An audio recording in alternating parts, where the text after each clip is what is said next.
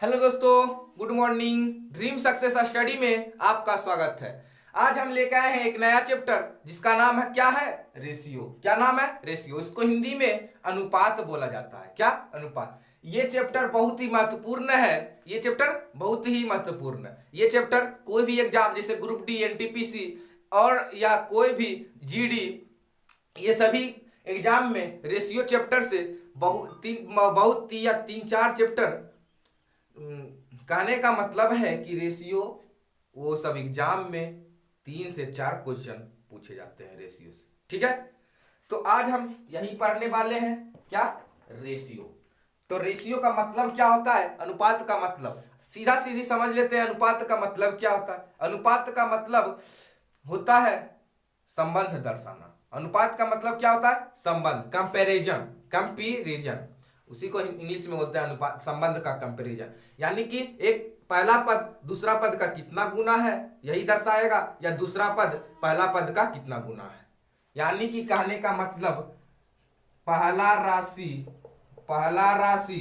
और दूसरा राशि है ना, पहला राशि और दूसरा राशि, ये दूसरा राशि पहला पद का कितना गुना है, और पहला राशि दूसरा राशि का कितना गुना है यही दर्शाता है।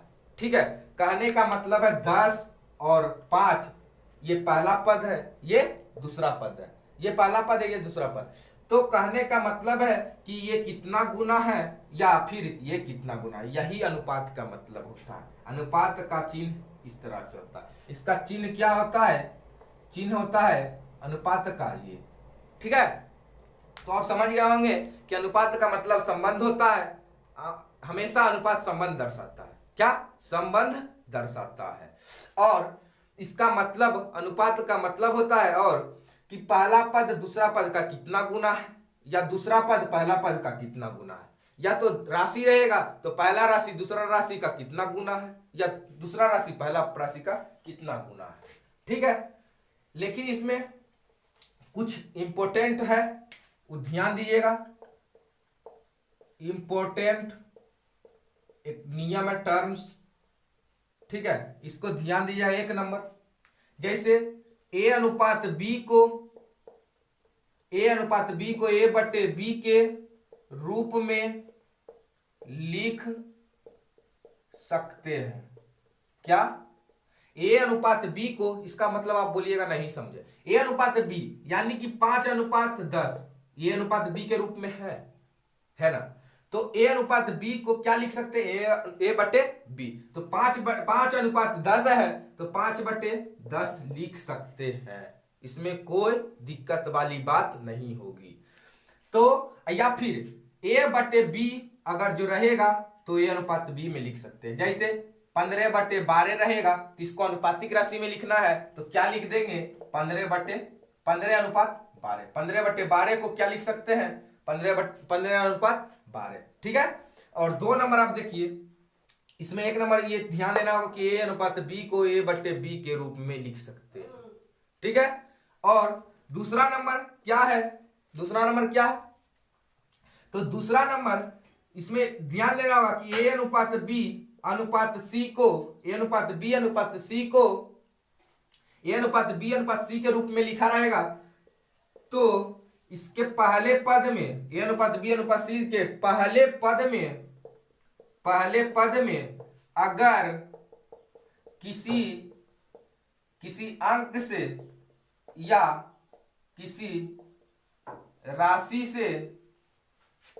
से गुना या भाग करते हैं तो दूसरा और तीसरा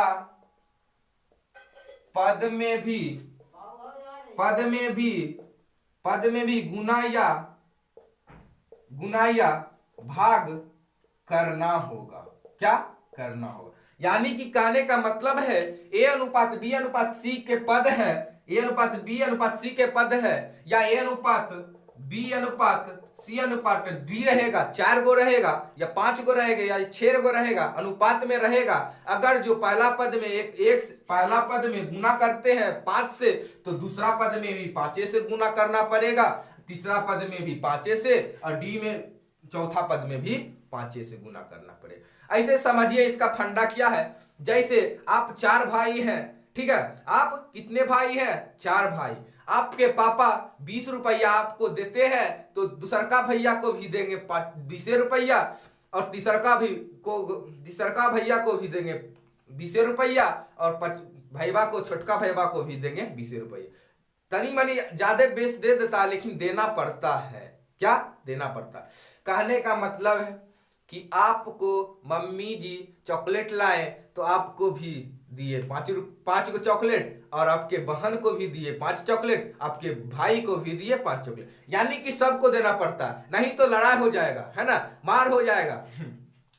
तो कहने का मतलब है ए अनुपात बी अनुपात सी का फंडा क्या है? अगर जो पहला पद में 2 से गुना करते हैं, तो इसमें भी 2 से गुना करना पड़ेगा, सी में भी 2 से गुना करना पड़ेगा। ए में गुना करते हैं 2 से, तो बी में भी करना पड़ेगा, सी में भी करना पड़ेगा। अगर जो भाग देते हैं अनुपात बी अनुपात सी, इसमें 4 से भाग देते हैं, तो पहला पद में किए तो दूसरा पद में भी करना पड़ेगा, तीसरा पद में भी करना पड़ेगा। अगर जो ए अनुपात बी अनुपात सी अनुपात डी है, 4 गो भाई है, आप 4 भाई हैं, तो आप चौथा भाई है, आप क्या चौथा भाई है, तो इसमें 4 से दिया, 4 से डिवाइड किया, तो तीसरा को में भी करना पड़ेगा, दूसरा को में भी करना पड़ेगा, पहले को में भी करना पड़ेगा। ठीक है, समझ गए? कहने का मतलब है कि ए अनुपात बी अनुपात सी के पहले पद में अगर किसी अंक या किसी राशि से गुना करते हैं या भाग करते हैं, तो दूसरा या तीसरा में भी करना पड़ेगा, यानी कि सबको बराबर लेना पड़ेगा। भाग करते हैं दूसरा पद में, तो पहला पद बच गया और तीसरा पद बच गया, उसमें भी गुना करना पड़ेगा। ठीक है, इसको मिटाते हैं। और तीसरा नंबर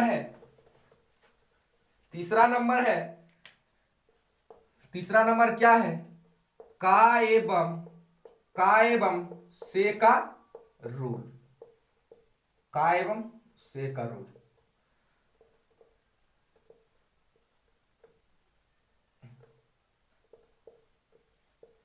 का एवं से का रूल, यानी कि का एवं से का रूल बहुत ही अच्छा है, ये थोड़ा सा इस पे क्वेश्चन बनने वाला है। ठीक है, तो का एवं से का रूल क्या है? किसी भी अनुपातिक राशि निकालते समय, किसी भी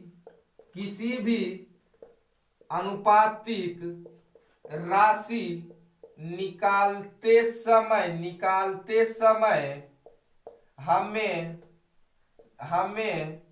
ध्यान देना होगा कि क्वेश्चन, किसी भी अनुपातिक राशि निकालते समय क्वेश्चन में हमें ध्यान देना होगा कि भिन्न के पहले का या से अवश्य रहेगा। यानी कि कहने का मतलब है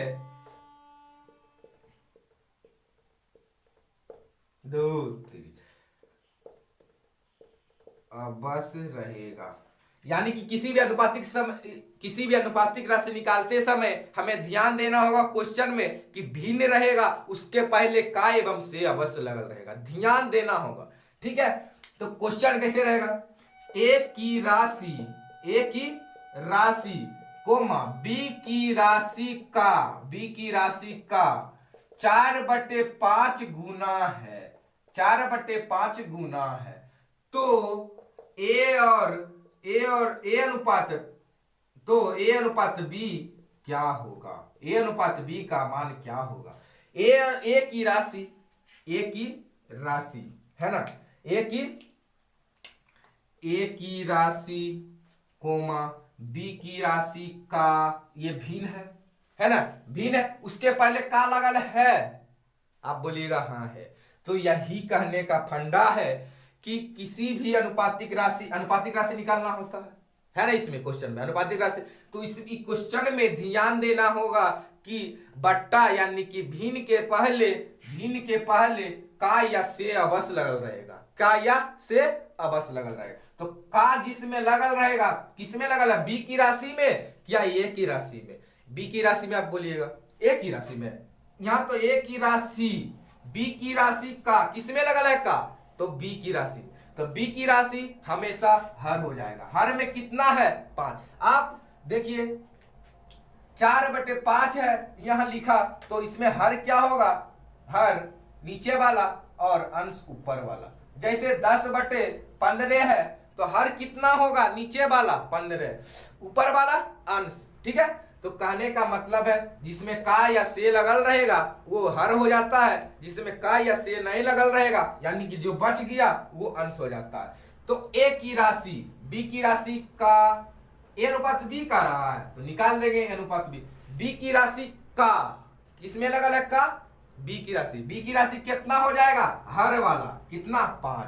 अब जो बच गया ए की राशि कितना 4, ठीक है, ये समझ गए।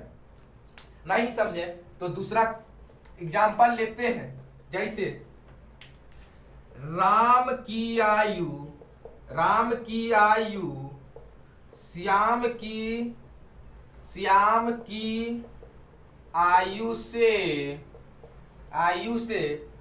से 10/15 वर्ष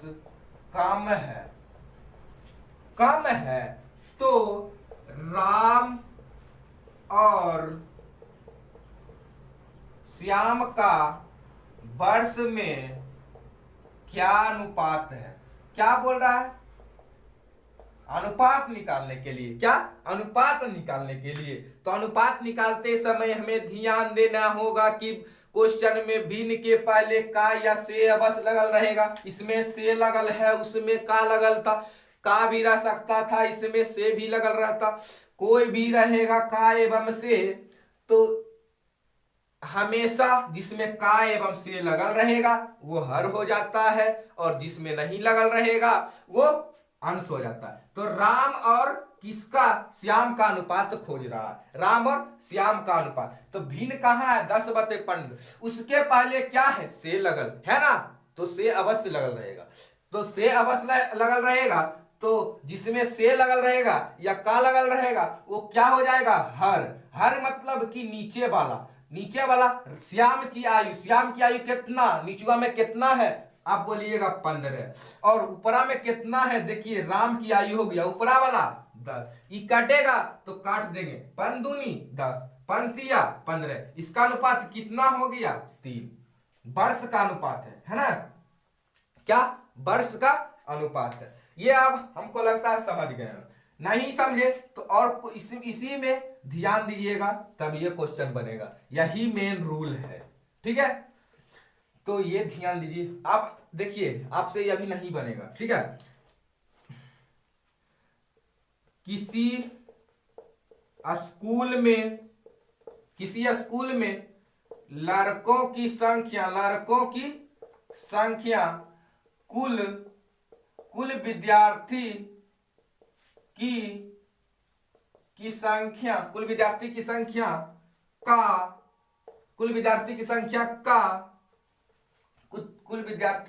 की संख्या का 10/30 गुना है, 10/30 गुना है।